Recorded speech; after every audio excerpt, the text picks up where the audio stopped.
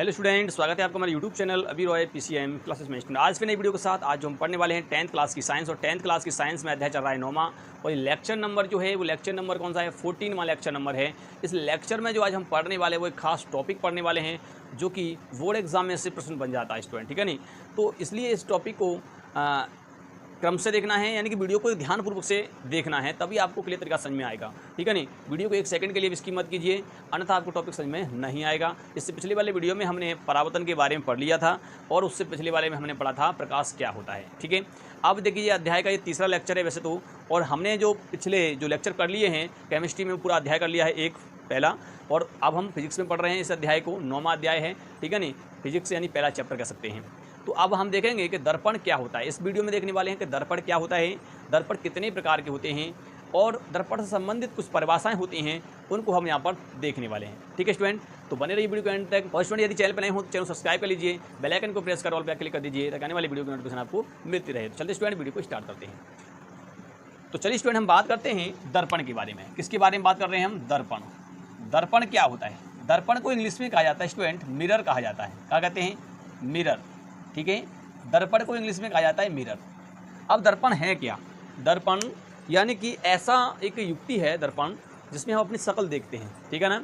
हम अपने जो भी होता है जैसे हेयर स्टाइल वगैरह बनाते हैं वो दर्पण के माध्यम से बनाते हैं। दर्पण में चेहरा देख करके हम बालों को सेट करते हैं, ठीक है नहीं। इस प्रकार से हम करते हैं, बालों को क्या करते हैं? सेट करते हैं। तो यानी वो कैसे कार्य करते हैं? दर्पण में देख कर करते हैं। तो दर्पण बहुत ज़रूरी है, नहीं तो हेयर स्टाइल नहीं बनेगा, ठीक है नहीं। हम पहचान नहीं पाएंगे हमारा फेस कैसा दिखाई देता है। अपना चेहरा देखने के लिए दर्पण से ही तो हमें पता पड़ता है। तो दर्पण क्या होता है? एक मिरर है, इंग्लिश में इसको मिरर कहा जाता है। घर में देखा है आपने, एक जो आईना होता है उसमें शीशे में आप क्या करते हो, मुख को देखते हो, तो वो भी एक दर्पण है, ठीक है। तो दर्पण क्या होता है? जैसे कोई भी कांच का एक खोखला भाग होता है, कांच का टुकड़ा होता है, अगर उसके एक भाग पर हम पॉलिश कर दें तो दूसरा भाग क्या होता है? परावर्तन होता है। दर्पण किस पे काम करता है? ध्यान रखना, परावर्तन की घटना पर कार्य करता है। परावर्तन होता है, चेहरा हम उसमें देख रहे हैं तो वहाँ से लौट के आ रहा है, इसका मतलब प्रकाश हमारी बॉडी पे पड़ रहा है, वो प्रकाश जाके दर्पण पड़ रहा है, वहाँ से वापस लौट रहा है, तभी तो क्या हो रहा है? उसका प्रतिबिंब बढ़ रहा है, ठीक है। तो तब उसमें अपना वो चेहरा देख पाता है, ठीक है स्टूडेंट। तो दर्पण क्या है? परिभाषा समझिए इसकी, यानी कि एक ऐसा युक्ति है, दर्पण एक ऐसा युक्ति है जिसमें पारदर्शी माध्यम के तल पर एक साइड पर क्या करते हैं? कलई कर देते हैं, किसी की पेंट कर देते हैं और दूसरा भाग उसका परावर्तक बनाया जाता है। तो इस प्रकार बनने वाली युक्ति दर्पण कहलाती है। क्या कहलाती है? दर्पण कहलाती है, ठीक है। तो चलिए मैं इसकी परिभाषा लिख देता हूँ, फिर हम देखते हैं कि दर्पण कितने प्रकार के होते हैं, ठीक है। चलते हैं स्टूडेंट, इसकी हमने परिभाषा लिखी है, यहाँ पर समझ सकते हैं क्या है। दर्पण वह है जिसमें किसी पारदर्शी माध्यम, पारदर्शी नहीं इसमें आर पार दिखाई देता हो, कांच ही होता है। दर्पण वह है जिसमें किसी पारदर्शी माध्यम तल के, यानी तल का मतलब होता है जैसे ये मान लीजिए एक टुकड़ा है शीशे मतलब कांच का, वो ये एक तल है, ठीक है नहीं, और एक ये तल है, इस पर हमने क्या कर दिया? पॉलिश कर दिया।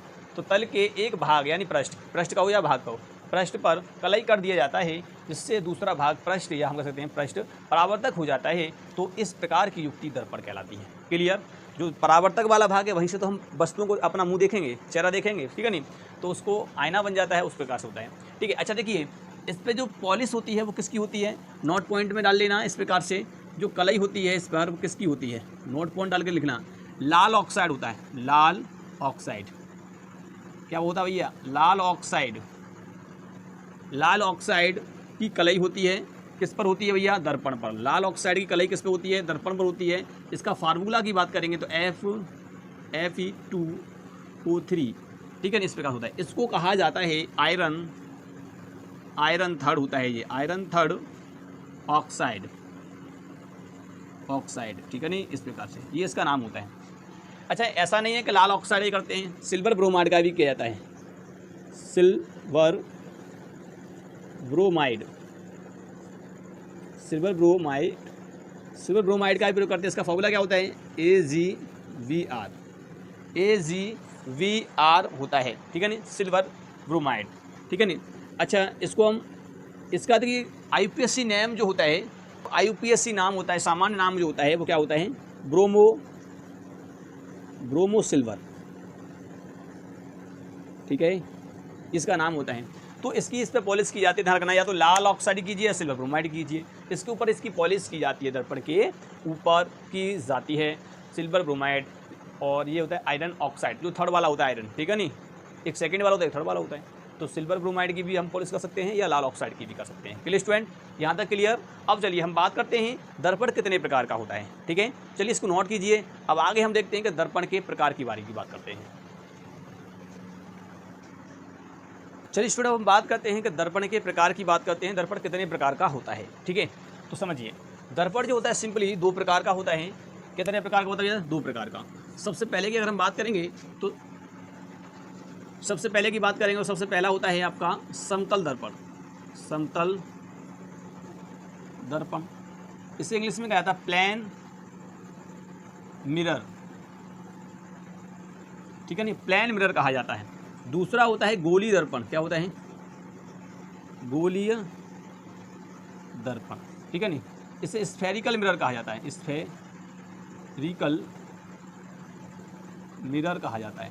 ठीक है नहीं, स्फेरिकल मिरर कहा जाता है।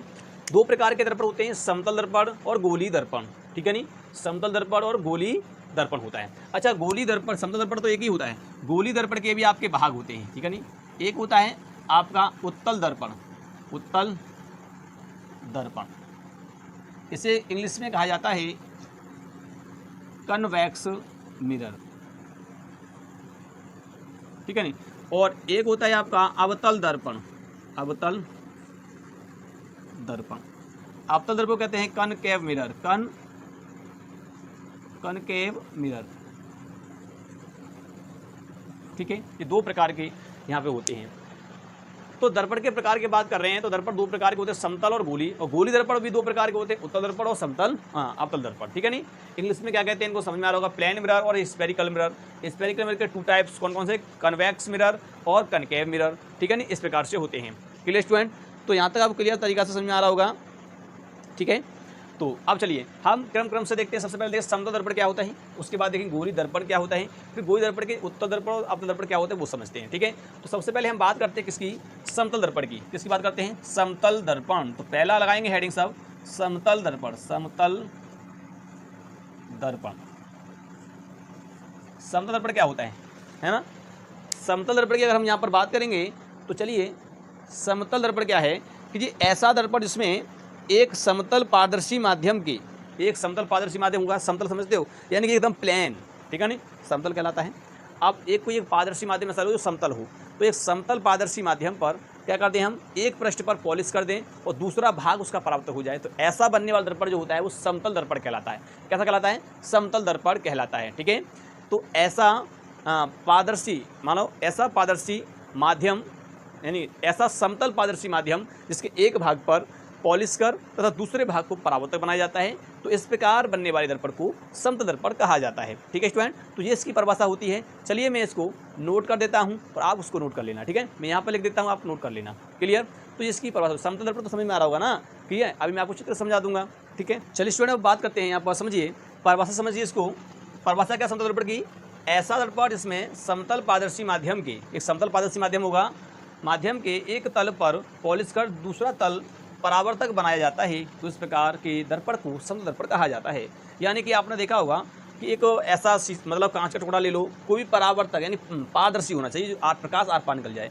तो एक हमने क्या लिया, टुकड़ा लिया, इस प्रकार से समतल है, एकदम प्लेन। ठीक है नहीं, तो एकदम प्लेन है, ये वाला इसका एक पृष्ठ, इस वाला एक पृष्ठ, इसके एक भाग पर हमने पॉलिश कर दी तो दूसरा वाला भाग परावर्तक बनाया जाता है और यहाँ से हम अपना चेहरा देखते हैं। ठीक है ना, तो समझिए यहाँ पर ये किस प्रकार से होता है, ये कुछ इस प्रकार से होता है। जैसे मान लीजिए ये आपका क्या है, यहाँ पर एक हमने यहाँ पर तल ले लिया इस प्रकार से। ठीक है, आप देखिए इस पर हमने एक पॉलिश कर दी, ये क्या कर दी भैया, पॉलिश कर दी इस प्रकार से, ये हमने कर दी पॉलिश। तो ये अब क्या बन गया, ये M1 M2 ये बन गया आपका दर्पण। ये वाला जो भाग है ये पॉलिश भाग है, पॉलिश भाग। और ये वाला आपको तुम्हें दिखाई दे रहा है, ये वाला ये परावर्तक भाग है, परावर्तक भाग। प्रकाश का परावर्तन यहीं से होता है, इसे कहते हैं समतल दर्पण कहा जाता है। प्रकाश का परावर्तन जो होता है वो इसी से होता है, यानी वस्तु का अगर चेहरा वगैरह देखना होगा या अपना चेहरा देखना होगा तो यहीं से देखना होगा ना, वस्तु को देखना होगा तो यहीं से दिखेगा। तो ये परावर्तक भाग है और ये पॉलिश भाग है। क्लियर, तो ये होता है समतल दर्पण। स्टूडेंट उम्मीद करते हैं समझ में आ चुका होगा समतल दर्पण किसे कहा जाता है। चलिए अब हम बात करते हैं, दूसरा है हमारा गोलीय दर्पण की बात करते हैं।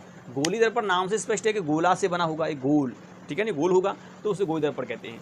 तो गोलीय दर्पण क्या होता है, चलिए हम इसको भी समझ लेते हैं। तो हेडिंग लगाएंगे यहाँ पर सबसे पहले हम दूसरा। अब गोलीय दर्पण, गोलीय दर्पण, तो गोलीय दर्पण क्या होता है समझिए। दर्पण क्या होता है स्टूडेंट, गोलीय दर्पण की परिभाषा की बात करेंगे तो होता है कि गोलीय दर्पण क्या होता है कि कांच का एक खोखला गोला होता है, उसका कटा हुआ भाग होता है। गोलीय दर्पण जो होता है कि खोखले कांच का कटा हुआ भाग होता है, इसके एक भाग पर अगर हम पॉलिश कर देते हैं दूसरा भाग परावर्तक हो जाता है, तो इस प्रकार बनने वाले दर्पण को गोलीय दर्पण कहा जाता है। ठीक है, तो ये तो इसकी परिभाषा होती है। चलिए मैं इसकी परिभाषा यहाँ पर नोट कर देता हूँ और उसको आप क्या कर लेना, अपने नोटबुक पर नोट कर लेना। ठीक है, तो चलिए मैं इसको यहाँ पर नोट करता हूँ। चलिए स्टूडेंट, इसकी परिभाषा हमने यहाँ पर नोट कर दी है। क्या कर दी है कि गोलीय दर्पण कांच के खोखले गोले का काटा गया भाग होता है, जिसके एक पृष्ठ पर कलई कर दूसरा पृष्ठ परावर्तक बनाया जाता है। तो इस प्रकार के दर्पण को गोलीय दर्पण कहा जाता है। यानी कि इस प्रकार के दर्पण को हम क्या कहते हैं, गोलीय दर्पण कहते हैं। क्लियर स्टूडेंट, तो गोलीय दर्पण के दो भाग होते हैं, उत्तल दर्पण और अवतल दर्पण।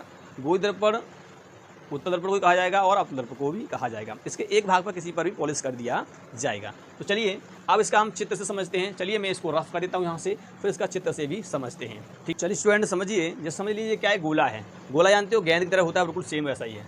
तो ये गोला है। अब इसको हमने कहा इसका केंद्र होता है यहाँ पर, और इसको हमने यहाँ से काट दिया इस प्रकार से, ऐसे काट देंगे। ठीक है ना, इस प्रकार से जब हमने इसको काट दिया तो अब इसके दो भाग हो जाएंगे, होंगे नहीं होंगे, दो भाग हो जाएंगे। किस प्रकार से हो जाएंगे, एक भाग तो देखिए इस प्रकार से निकल आएगा, ये ऐसे, सॉरी, एक भाग इस प्रकार से निकलेगा, दूसरा भाग इस प्रकार से निकल जाएगा। ठीक है नहीं, ऐसे इसी गोले को हम काट करके निकालेंगे। हाँ, थोड़ा सा बड़ा हो गया यहाँ पर, ठीक है, छोटा कर लेंगे इस प्रकार से। ठीक है, काट करके जब हमने इसको बाहर निकाल दिया तो इस प्रकार से हो जाएगा। ठीक है, तो ये दो भाग हमने निकाल लिए, अलग अलग कर दिए दोनों भाग। अब देखिए इसके हम किसी एक भाग पर पॉलिश कर दें।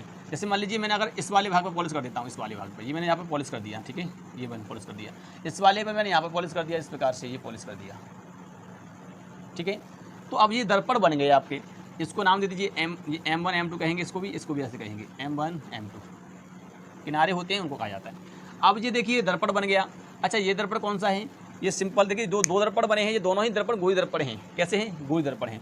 तो देखिए एक बात ध्यान रखना है, अगर जिस दर्पण के धसे हुए भाग पर अगर पॉलिश कर दी जाती है और उठा हुआ भाग जो होता है वो परावर्तक होता है, तो इसका वो दर्पण जो होता है वो होता है उत्तल दर्पण। कौन सा होता है, उत्तल दर्पण होता है। उत्तल मतलब उभरा हुआ होता है एक तरह से इसका जो वाला भाग। एक बार ध्यान रखना, ये वाला किसका कैसा भाग है, ये पॉलिश भाग है, ये वाला पॉलिश भाग, और ये वाला जो भाग है इसे हम कहते हैं परावर्तक भाग, परावर्तक भाग। ठीक है नहीं, ऐसे इसमें ये वाला पॉलिश वाला, ये परावर्तक भाग। तो ये वाला जो दर्पण है इसे कहेंगे हम उत्तल दर्पण, उत्तल दर्पण। ये कौन सा दर्पण है, उत्तल दर्पण। अब इसमें देखिए, इसमें क्या है, धसे हुए भाग पर पॉलिश नहीं है, परंतु उठे हुए भाग पर पॉलिश है, तो इसका मतलब इसे कहेंगे अवतल दर्पण। ये कौन सा होगा, अवतल दर्पण। कनकेव मिरर कहा जाता है, इसे कन्वेक्स मिरर कहा जाता है। क्लियर स्टूडेंट, ये वाला कन्वेक्स मिरर और वो ये वाला होता है। तो देखिए ये अलग अलग इसके दो दर्पण हैं। अब इनकी अगर परिभाषा आप लिखना चाहो तो लिख सकते हैं। सबसे पहले मैंने बताया था गोलीय दर्पण दो प्रकार के होते हैं, पहला कौन सा, उत्तल दर्पण और एक अवतल दर्पण। ठीक है, तो चलिए सबसे पहले हम बात करते हैं उत्तल दर्पण की। क्योंकि गोलीय दर्पण के प्रकार मैंने बताए थे, जो गोलीय दर्पण जो होता है कितने प्रकार का होता है, ये दो प्रकार का होता है। हम यहाँ लिख सकते हैं, यह है दो प्रकार का हो सकता है। ठीक है नहीं, दो प्रकार का होता है। नंबर एक कौन सा है, उत्तल दर्पण, और नंबर दो कौन सा है, अवतल दर्पण। अवतल दर्पण दो प्रकार का दर्पण होते हैं। ठीक है, उसी में से हम यहाँ पर ले रहे हैं। तो चलिए सबसे पहला जो है हमारा कौन सा है, पहला जो है स्टूडेंट वो है हमारा उत्तल दर्पण। उत्तल दर्पण, उत्तल दर्पण की अगर परिभाषा की बात करोगे तो क्या होगी, ऐसा गोलीय दर्पण जिसके धसे हुए भाग पर पॉलिश की जाती है तथा उठे हुए भाग को परावर्तक बनाया जाता है, तो इस प्रकार के दर्पण को उत्तल दर्पण कहा जाता है। ऐसा दर्पण जिसके धसे हुए भाग पर धसे हुए भाग पर पॉलिश की जाती है, उठे हुए भाग को परावर्तक बनाया जाता है, तो उसे कहते हैं उत्तल दर्पण। अब आप कहेंगे उठा हुआ भाग, तो ऊ आ रहा ना, उठा हुआ भाग, उठा हुआ भाग परावर्तक बनाया जाता है। ऊ यानी कि उठा हुआ भाग परावर्तक बनाया जाता है। ठीक है नहीं, तो इससे अगर आपको ये पता पड़ जाएगा तो दूसरा तो अपने ऑटोमेटिक पता चल जाएगा। ऊ मतलब उठे हुए भाग को परावर्तक बनाते हैं, इसका मतलब ये उत्तल दर्पण होगा। ऑटोमेटिक पता पड़ जाएगा। ये वाला इसका विपरीत होता है, इसके उठे हुए भाग पर पॉलिश कर देते हैं और इसको धसा हुआ भाग को परावर्तक बनाया जाता है। ठीक है नहीं, तो उत्तल दर्पण की परिभाषा में क्या लिखेंगे कि ऐसा गोलीय दर्पण जिसके धसे हुए भाग पर पॉलिश की जाती है, उठे हुए भाग को परावर्तक बनाया जाता है, तो इस प्रकार के दर्पण को उत्तल दर्पण कहा जाता है। क्लियर, चलिए मैं यहाँ पे नोट कर देता हूँ, आप लिख लीजिए। मैं इन दोनों की परिभाषा नोट कर देता हूँ। अच्छा, अवतल दर्पण की अगर आप लिखोगे तो क्या लिखोगे, अवतल दर्पण के लिखोगे कि ऐसा गोली दर्पण जिसके उठे हुए भाग पर पॉलिश की जाती है, धंसा हुआ भाग परावर्तक बनाया जाता है, तो इस प्रकार के दर्पण को हम कहते हैं अवतल दर्पण कहते हैं। क्लियर? तो ये इसके क्या हैं, चित्र हैं, और मैं यहाँ पे इसकी दोनों की डेफिनेशन लिख देता हूँ। क्लियर? तो स्टूडेंट यहाँ पर हमने इसकी परिभाषाएं लिख दी हैं। परिभाषा में क्या लिखा है? सबसे पहले देखिए उत्तल दर्पण की परिभाषा लिखी है कि ऐसा गोली दर्पण जिसके धंसे भाग पर पॉलिश की जाती है तथा उठा भाग परावर्तक बनाया जाता है, तो इस प्रकार के दर्पण को उत्तल दर्पण कहा जाता है। इसका चित्र ये बनेगा, इस चित्र को बनाना है इसके नीचे, ठीक है। इसके बाद देखिए अवतल दर्पण की बात करेंगे तो अवतल दर्पण क्या होता है कि ऐसा गोली दर्पण जिसके उठे भाग पर पॉलिश की, ठीक इसका उल्टा होता है, जिसके उठे भाग पर पॉलिश की जाती है तथा धंसा भाग परावर्तक बनाया जाता है, तो इस प्रकार के दर्पण को अवतल दर्पण कहा जाता है। तो ये अवतल दर्पण है, इसके उठे भाग पर पॉलिश की गई है, ठीक है नहीं, धंसा हुआ भाग जो परावर्तक बनाया गया है, ठीक है नहीं। तो आप समझ सकते हैं कि ये दोनों चित्र जो हैं, ये वाला उत्तल का है, ये अवतल का है। अगर आपसे उत्तल दर्पण की बात करें तो उठा भाग परावर्तक बनाएंगे और इसको धंसा हुए भाग को पॉलिश कर देंगे। बस एक को याद कर लीजिए, दूसरा तो इसका विपरीत होता है, उल्टा होता है। वो मतलब उठा हुआ परावर्तक बनेगा, उठा हुआ भाग परावर्तक बनेगा, धंसा हुआ भाग पॉलिश किया जाएगा। क्लियर? तो ये इसकी क्या होती है, परिभाषा होती हैं। चलिए अब हम बात करते हैं कुछ गोली दर्पण से संबंधित क्या होती हैं, कुछ परिभाषाएं होती हैं, उनकी हम बात करेंगे। गोली दर्पण से संबंधित कुछ बिंदु होते हैं, उनकी परिभाषाओं के बारे में देखेंगे, जैसे वक्रता केंद्र, ध्रुव वगैरह, मुख्य अक्ष वगैरह, ये कुछ होते हैं, उनको देख लेते हैं। फिर इसके बाद हमारा ये टॉपिक यहाँ तक क्लियर हो जाएगा, उसके बाद नेक्स्ट लेक्चर में हम देखेंगे, ठीक है। तो चलिए इसको नोट कीजिए। अब हम बात करेंगे गोली दर्पण से संबंधित कुछ महत्वपूर्ण बिंदुओं की परिभाषाएँ। चलिए स्टूडेंट, अब हम बात करते हैं गोली दर्पण से संबंधित कुछ परिभाषाएं होती हैं, उनको हम देख लेते हैं। जो पॉइंट जो होते हैं आपको याद रखना है, क्योंकि आगे चल के इस काम आएंगे, ठीक है। तो गोली दर्पण से संबंधित कुछ परिभाषाओं की बात करेंगे और यहाँ पर आपको पॉइंट भी क्लियर हो जाएंगे। जो बिंदु होते हैं उनको देख लेते हैं। तो आपको ये पता है कि गोला होता है और इस गोला का कटा हुआ दो भाग होते हैं, ठीक है नहीं, दो क्या होते हैं, इसके भाग होते हैं। अब ये दो भाग होते हैं, तो आप समझिए, आप इसमें से अगर काटोगे, जैसे मान लीजिए ये यहाँ पर केंद्र है इसका, क्या भैया, इसका ये केंद्र, और इस केंद्र से इसको काट दोगे इस प्रकार से, ऐसे आपने काट दिया, ठीक है। तो इसके दो भाग हो जाएंगे। तो आपको पता है कि अगर आपने पॉलिश यहाँ पर कर दी, अगर आपने पॉलिश यहाँ कर दी, जैसे मान लीजिए आपने यहाँ पर पॉलिश कर दी, ये वाली, ये पॉलिश कर दी, इस प्रकार से आपने क्या कर दिया, ये यहाँ पर पॉलिश कर दी। अगर यहाँ पॉलिश कर दी आपने, ठीक है, यह मान लीजिए आपने यहाँ पर पॉलिश कर दी, यहाँ बाहर पॉलिश कर दी, ठीक है। तो इस प्रकार से क्या है कि एक दर्पण बन जाता है। तो हम यहाँ पर कोई भी एक दर्पण लेके चलेंगे, ठीक है। तो समझिए ये वाला दर्पण आपको कौन सा हो गया, जिसके धंसे भाग पे पॉलिश की जाती है, उठा हुआ भाग परावर्तक बनाया जाता है, जो होता है उत्तल दर्पण। क्लियर यहाँ तक, ठीक है। तो अब समझिए यहाँ पर जो ये भाग यहाँ पर होता है, कटा हुआ भाग, इसको कहते हैं सी, यानी केंद्र से दिखाते हैं। अब गोला है तो भाई गोले का केंद्र तो होगा, तो ये केंद्र है सी, इसे वक्रता केंद्र कहा जाता है, ठीक है नहीं, क्या कहते हैं इसको, वक्रता केंद्र कहते हैं। क्लियर? अब समझिए यहाँ पर ये वक्रता केंद्र हो गया। इसमें क्या होता है कि इस वक्रता केंद्र और इस दर्पण का ये वाला भाग जो दिखाई दे रहा है बाहर, परावर्तक वाला भाग, इसे कहते हैं द्वारक। क्या कहते हैं इसको, द्वारक कहते हैं। और द्वारक के मध्य में एक बिंदु होता है यहाँ पर, ये मान लीजिए, इस बिंदु को पी कहा जाता है। क्या कहते हैं, पी। और इस बिंदु को इससे मिला दीजिए, वक्रता केंद्र, इस प्रकार से। तो ये क्या हो गया, एक ध्रुव, इसे ध्रुव कहते हैं, यानी दर्पण के द्वारक के मध्य बिंदु को हम ध्रुव कहा जाता है, ठीक है ना, ये ध्रुव होता है, ठीक है। और समझिए इस ध्रुव के, ये ध्रुव आपको दिखाई दे रहा है, ये ध्रुव, इसे ध्रुव कहते हैं, ये दर्पण का मध्य बिंदु होता है, उसे ध्रुव कहा जाता है। यहाँ से अगर इस ध्रुव और वक्रता केंद्र को मिलाने वाले, अगर हम यहाँ पर एक रेखा खींच दें, क्या कहते हैं, मिलाने वाली एक रेखा खींचते हैं, इस ध्रुव को मिलाने वाली, तो इस प्रकार से समझिए, ऐसे ये हमने एक रेखा खींच दी, वक्रता केंद्र को मिलाने वाली एक रेखा हम इस प्रकार से खींच रहे हैं, वक्रता केंद्र को मिलाते हुए इस प्रकार से हमने एक रेखा यहाँ पर खींच दी, ठीक है। तो ये कहलाएगी आपकी मुख्य अक्ष। क्या कहलाएगी, मुख्य अक्ष कहलाएगी इस प्रकार से। तो इसे कहेंगे मुख्य अक्ष कहेंगे, इसे मुख्य अक्ष कहा जाएगा, इसे वक्रता केंद्र, इसे ध्रुव कहा जाएगा। क्लियर? और ये आपका क्या है, यहाँ से लेकर यहाँ पॉलिश की गई है, तो इस प्रकार से। अच्छा देखिए, वक्रता केंद्र ये ध्रुव हो गया, ठीक है। तो समझिए हम यहाँ पर परिभाषाओं की बात करें सबसे पहले, तो सबसे पहली जो परिभाषा होगी वो कौन सी होगी, हमारी फर्स्ट पॉइंट होगा वक्रता केंद्र।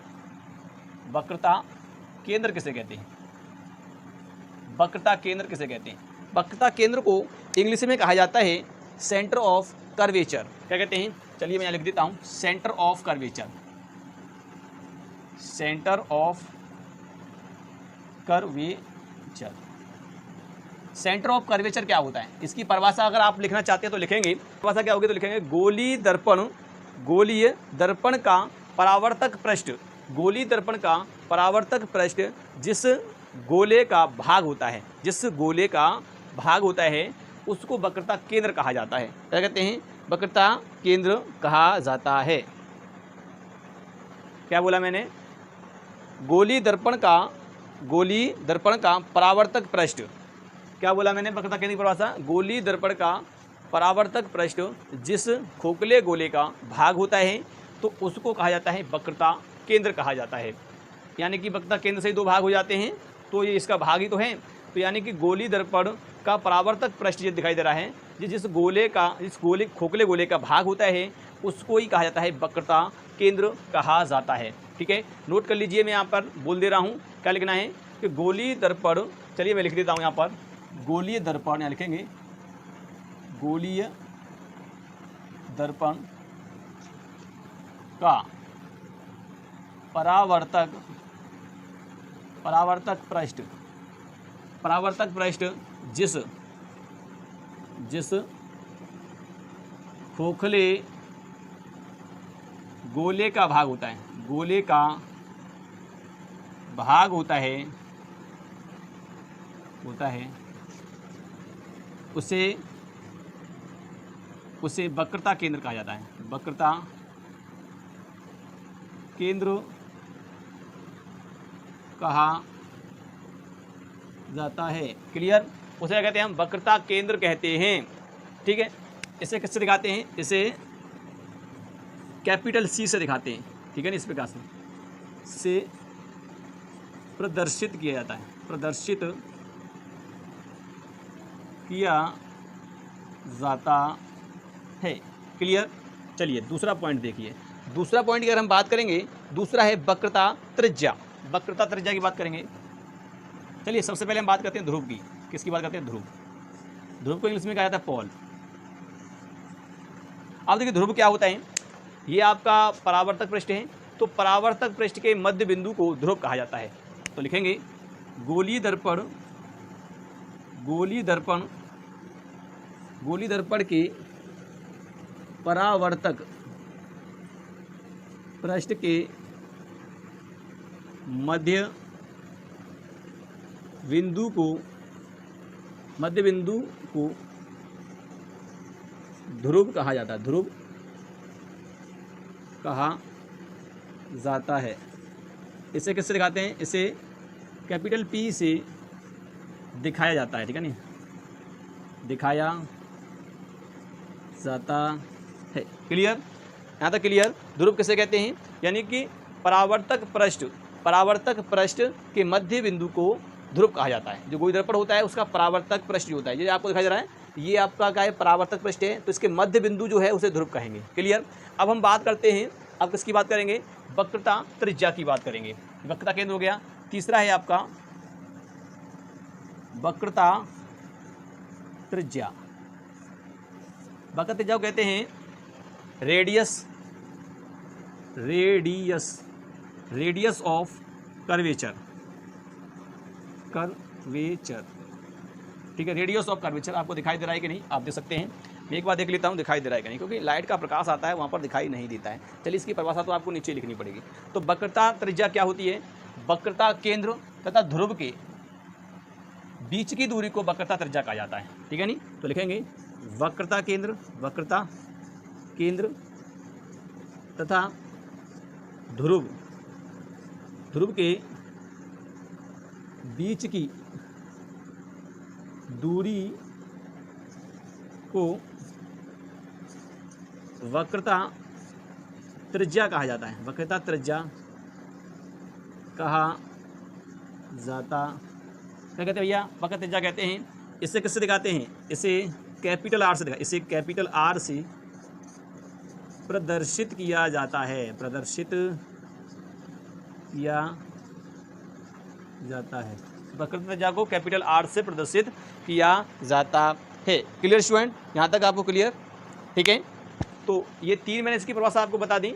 यानी कि ये दूरी आपको दिखाई दे, वक्रता केंद्र ये और ये ध्रुव, तो इसकी जो बीच की दूरी है इसको कहते हैं वक्रता त्रिज्या। क्लियर, यहाँ तक क्लियर है तो वीडियो को लाइक कर दीजिए। चलिए अब हम आगे बात करते हैं कि दर्पण जो होता है, दर्पण का मुख्य अक्ष किसे कहते हैं, मुख्य अक्ष क्या होता है और द्वारक क्या होता है। ठीक है नहीं, चलिए हम उसकी बात करते हैं। चलिए स्टूडेंट बात करते हैं मुख्य अक्ष क्या होता है। मुख्य अक्ष क्या है, जैसे मान लीजिए एक दर्पण है, ये उत्तल दर्पण ही तो है, उस वाले भाग को हटा दें तो कोई बात नहीं है। ठीक है नहीं, तो ये आपको दिखाई दे रहा है, ये जो लाइन दिखाई दे रही है इसी को मुख्य अक्ष कहते हैं।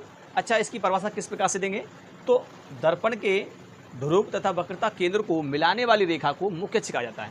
इसको जो रेखा मिलाती है उसे हम कहते हैं मुख्य अक्ष। इसको और इसको कौन सी रेखा मिला रही है, ये वाली, तो इसको कहेंगे मुख्य अक्ष कहेंगे। तो यहाँ लिखेंगे दर्पण, दर्पण के ध्रुव, किसको, ध्रुव P कहते हैं, P तथा ध्रुव P तथा वक्रता, वक्रता केंद्र, वक्रता केंद्र यानी कि C, वक्रता केंद्र C को मिलाने वाली रेखा, मिलाने वाली रेखा को मुख्य अक्ष कहा जाता है, मुख्य अक्ष कहा जाता है। ठीक है, क्या कहते हैं, मुख्य अक्ष कहते हैं। इसको हम कैसे दिखाते हैं, एक्स, एक्स डैश मान सकते हैं। इसको हमने एक्स मान लिया तो ये एक्स डैश हो गया। ठीक है ना, इस प्रकार से हम मान सकते हैं। तो ये होता है मुख्य अक्ष। पांचवा पॉइंट आता है आपका द्वारक। द्वारक क्या होता है, इसे कहते हैं aperture, aperture of mirror, aperture of mirror. ठीक है, तो यहाँ पर द्वारक किसे कहते हैं समझिए। मैंने मुख्य अक्ष बता ही दिया आपको कि यानी ध्रुव और वक्रता केंद्र को मिलाने वाली रेखा को क्या कहते हैं, मुख्य अक्ष कहते हैं। अब हम बात करते हैं द्वारक यानी अपेचर किसे मतलब कहा जाता है। तो द्वारक है क्या चीज़ समझिए। द्वारक की अगर हम बात करें तो क्या होता है समझिए। यहाँ पर द्वारक का मतलब होता है कि यानी कि जो दर्पण का परावर्तक जो भाग होता है, यानी कह सकते हैं दर्पण का जो परावर्तक भाग है उसी को हम द्वारक कहते हैं। दर्पण के परावर्तक भाग को ही द्वारक है, जहाँ तक परावर्तक हो सकता है प्रकाश का उसे कहते हैं द्वारक। Clear student. दर्पण का वह भाग जो परावर्तक होता है उसे क्या कहते हैं, द्वारक कहा जाता है, द्वारक कहा जाता है। क्लियर, उसे क्या कहते हैं, द्वारक कहते हैं।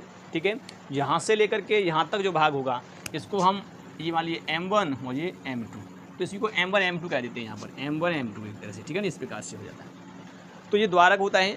चलिए यहाँ तक क्लियर। अब हम बात करते हैं फोकस किसे कहते हैं। फोकस यानी कि देखिए फोकस का मतलब ये होता है कि यहाँ पर कोई एक बिंदु होता है, मुख्य अक्ष पर क्या होता है, एक बिंदु होता है, यहाँ पर प्रकाश किरण आकर के मिलती हैं या यहाँ से प्रकाश किरण गुजरती हैं। ठीक है ना, तो वो बिंदु क्या कहलाता है, फोकस कहलाता है। यानी कि ध्रुव और वक्रता केंद्र के मध्य बिंदु को फोकस कहा जाता है। क्लियर यहाँ पर। तो यहाँ पर क्या होगा, चलिए फोकस की अगर बात करें, 6वां पॉइंट होगा फोकस। फोकस इसे इंग्लिश में भी फोकस कहा जाता है। फोकस, फोकस क्या होता है, दर्पण, दर्पण के ध्रुव, ध्रुव यानी कि P तथा वक्रता केंद्र, वक्रता केंद्र के मध्य बिंदु, के मध्य बिंदु,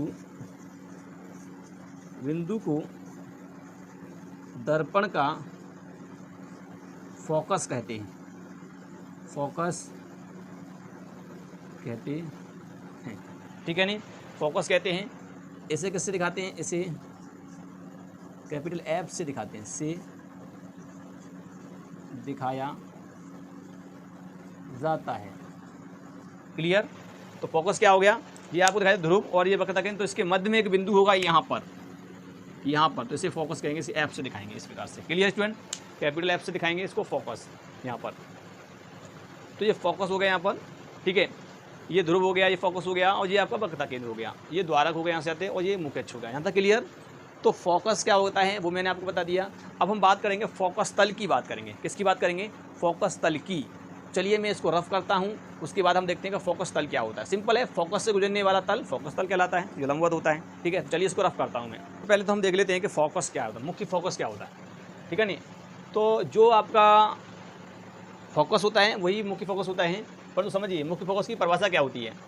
मुख्य अक्ष के समांतर आने वाली प्रकाश किरणें दर्पण से परावर्तन के बाद मुख्य अक्ष के जिस बिंदु पर मिलती हैं या आती प्रतीत होती हैं, तो उस बिंदु को मुख्य फोकस कहा जाता है। समझिए यहाँ पर जैसे मैं इसी दर्पण की बात करता हूँ, तो यहाँ पर ये दर्पण हमने यहाँ पर लिया, तो इस पर क्या है, यहाँ पर ये पॉलिश हो रही है इस प्रकार से। क्लियर। और ये इसका क्या है कि मुख्य अक्ष है। ठीक है नहीं, अब देखिए मुख्य अक्ष के समांतर कोई प्रकाश किरण आई इस प्रकार से, ये आई समांतर, कह रहा है ना, समांतर आने वाली प्रकाश किरणें प्रकाश किरण दर्पण से परावर्तन हुआ। अब परावर्तन होगा तो इस प्रकार से होगा ना, होगा इस प्रकार से, भाई यहाँ से ऐसे जाएगी, ऐसे तो जाएगी नहीं। तो परावर्तन के बाद मुख्य अक्ष के जिस बिंदु पर, अब ये मुख्य अक्ष ये है, ये तो P होता है, और यहाँ पर आपका ये क्या होता है, फोकस होता है, और यहाँ पर आपका वक्रता केंद्र होता है, ठीक है नहीं। तो ये तो आपका मुख्य अक्ष, ये क्या है आपका मुख्य अक्ष, ये आपका मुख्य अक्ष है। अब मुख्य अक्ष किस बिंदु पर मिलेगा, तो ये तो आके मिलेगा नहीं, अब यहाँ से आती हुई प्रतीत होगी, तो बिंदु से यहाँ से आती हुई प्रतीत होगी, ये प्रकाश इस प्रकार से हम ड्रॉ करेंगे तो, ठीक है नहीं। तो यहाँ से आती हुई प्रतीत हो रही है ना, यहाँ से प्रकाश ऐसे तो जा रही है, तो आती हुई प्रतीत हो रही है। अगर यही चित्र हम कैसे बनाते, अवतल में बनाते, तो क्या होता, तो अवतल में CM होता, अमतल में क्या होता, अमतल में मिलती हुई प्रतीत होती, केवल यहाँ से टकराती और फोकस पे जाती, ठीक है नहीं, क्योंकि ये ऐसे हो जाता ना, तो फोकस पे जाती। समझिए जैसे मान लो ये आपका यहाँ पर इस प्रकार से बना लिया जाए, ये कौन सा बन गया भैया आपका दर्पण, अवतल दर्पण, और ये इसका मुख्य अक्ष है। अब इससे कोई समांतर आ रही है प्रकाश इस प्रकार से, तो क्या होगा, परावर्तन तो इस प्रकार से होगा ना, तो जिस बिंदु से जा रही है जैसे फोकस कहेंगे, ठीक है नहीं, तो ये हो जाएगा इसका, तो यहाँ पर मिल रही है, और यहाँ पर क्या हो रहा है, यहाँ से जाती हुई प्रतीत हो रही है, तो यहाँ पर आ रही है इस बिंदु पर, और यहाँ से जा रही है इस बिंदु से, तो इसी बिंदु को आ जाता है मुख्य फोकस कहा जाता है। ये तो मुख्य अक्ष होता है ना आपका, ये क्या होता है मुख्य अक्ष, ये मुख्य अक्ष होता है, ध्यान रखना, ये P होता है यहाँ पर, और यहाँ पर आपका वक्रता केंद्र C होता है, ये फोकस बिंदु होता है। क्लियर तरीका समझ में आ गया होगा आपको, ठीक है। तो मुख्य अक्ष क्या होता है, मुख्य फोकस, मुख्य अक्ष के समांतर आने वाली प्रकाश किरण दर्पण से परावर्तन गया, परावर्तन के बाद मुख्य अक्ष के जिस बिंदु पर मिलती हैं, यानी कि यहाँ पर आकर के मिलती हैं, या हम कह सकते हैं आती प्रतीत होती हैं, यहाँ से बिंदु से आती प्रतीत हो रही हैं, तो उस बिंदु को मुख्य फोकस कहा जाता है। क्लियर, ये 7वां पॉइंट था।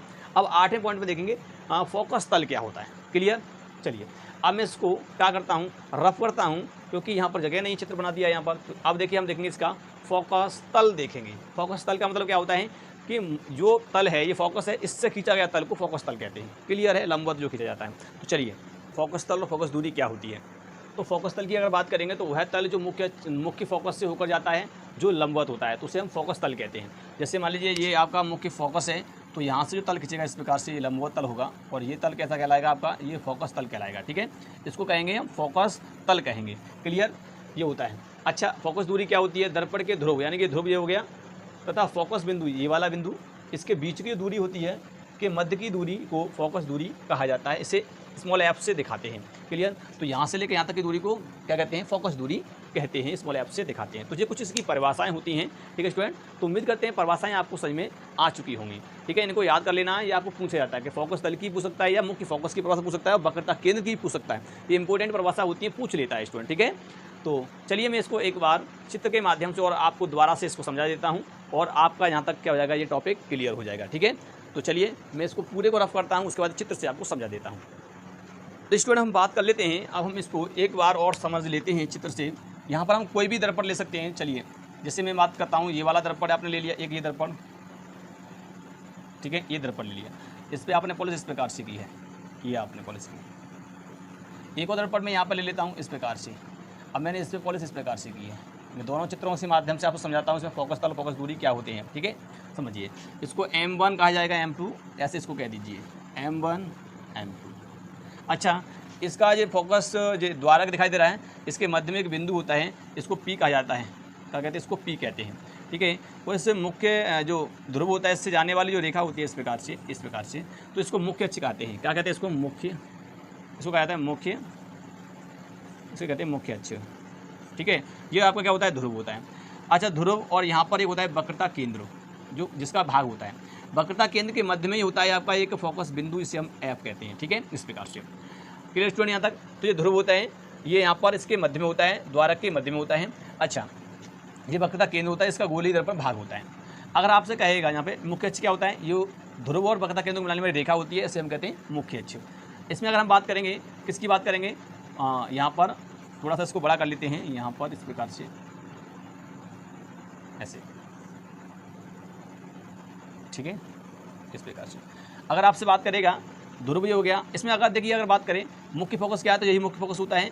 यहाँ से प्रकाश किरणें समांतर आ रही हैं, तो वो यहाँ पर आकर क्या हो, या तो मिल रही हो या प्रतीत हो रही हो। ठीक है, तो यहाँ पर अगर हम बात करेंगे फोकस तल की बात करेंगे, तो फोकस मुख्य फोकस से गुजरने वाला तल फोकस तल कहलाता है। तो ये इसके लंबवत होता है, तो इस प्रकार से यहाँ पर इसका फोकस तल होगा।